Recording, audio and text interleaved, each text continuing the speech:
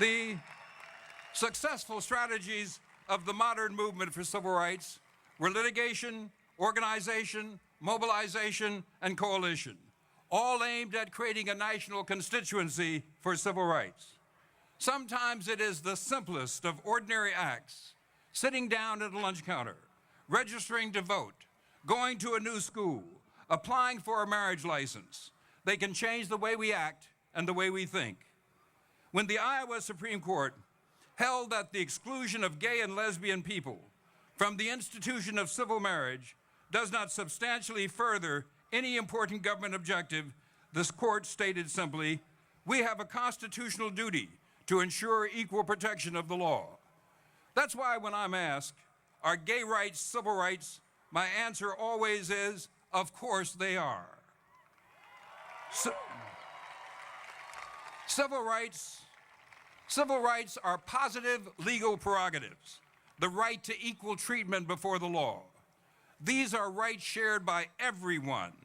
There is no one in the United States who does not or who should not share in enjoying these rights. Rights for gays and lesbians aren't special rights in any way. It isn't special to be free from discrimination.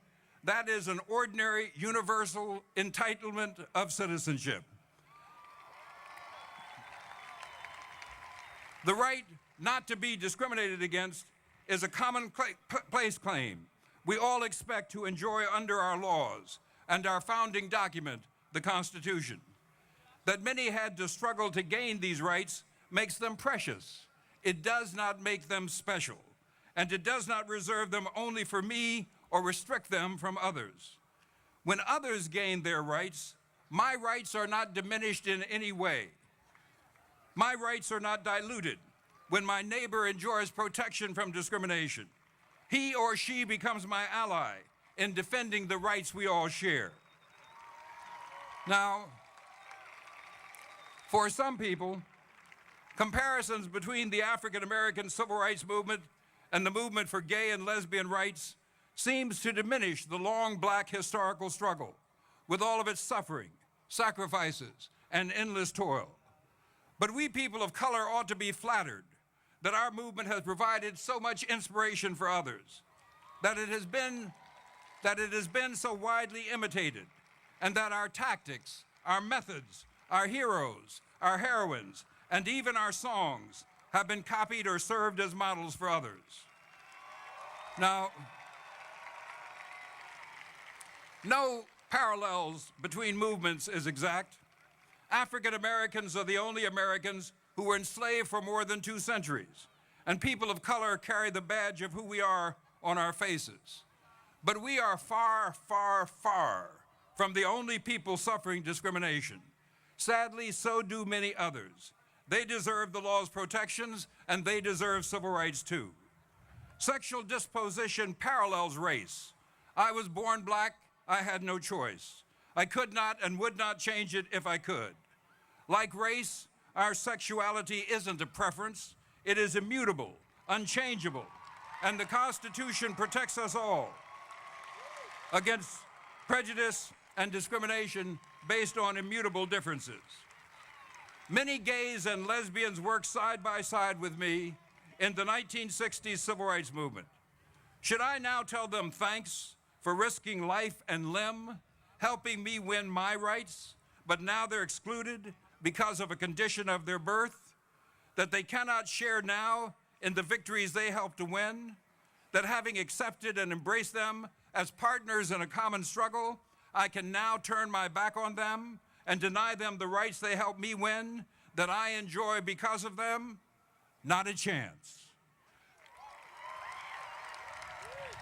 Gays and lesbians worked side by side with me then. Just as you stood with me then, I am proud to stand with you now. In Black America, homophobia spreads from our churches to our homes and our schools. Our inability to talk about sex, and more specifically homosexuality, is the single greatest barrier to the prevention of HIV transmission in our community. We have failed to heed Martin Luther King's warning, originally meant for others, but applicable to us now. He said then, "Nothing in the world is more dangerous than sincere ignorance and conscientious stupidity." But now the world is changing, and the law and people's attitudes will change with it. We can win in Maine. We can win in Washington State. We will end Don't Ask, Don't Tell, as the President promised last night. We can roll back the Defense of Marriage Act so all marriages are both defended and protected.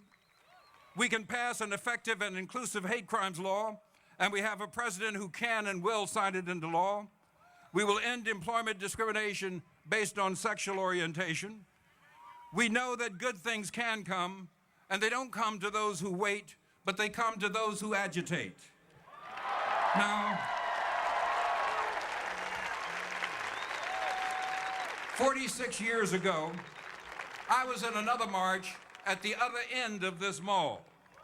Marching with me then were 250,000 others, white and black and brown, women and men, gay and straight. And standing at the podium, at the feet of the statue of Abraham Lincoln, right beside Martin Luther King Jr., was the gay man who brought us all here that day, who organized the march, Bayard Rustin. In 1965, those of us who worked in the civil rights movement were buoyed by a radio address given by Lyndon Johnson.